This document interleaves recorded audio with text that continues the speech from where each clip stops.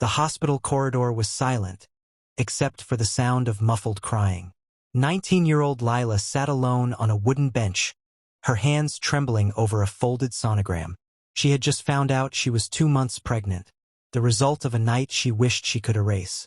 A night that wasn't her choice. For days, she hadn't spoken a word. The world outside seemed loud and cruel, full of judgmental whispers. Her parents had turned away, her friends avoided her calls, and even the law moved slower than her breaking heart. But in the middle of all that darkness, one stranger noticed her pain. Dr. Amelia Harris, a young OB/GYN, had seen hundreds of patients, but something about Lila struck her differently. The fear in her eyes wasn't just about the pregnancy. It was about losing herself.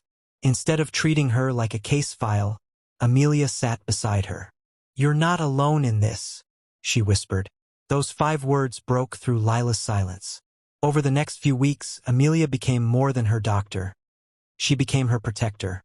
She helped Lila get therapy, found her a safe home through a women's support program, and even helped her file her case with courage. For the first time, Lila began to believe that maybe her life wasn't over.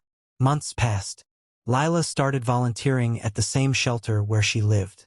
She met other women, survivors, mothers, fighters. Their stories gave her strength. Every night, she wrote letters to her unborn child, promising a life filled with love, not fear. But one evening, Amelia received a call. Lila was in labor. She rushed to the hospital, her heart racing. Hours later, the cries of a newborn filled the room. Lila held her baby boy, tears running down her face.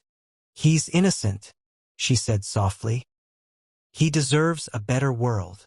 As Amelia watched, she realized something profound. This girl, once broken, was now the strongest person she knew.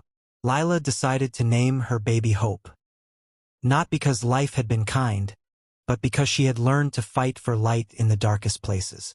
Months later, a local news story featured her.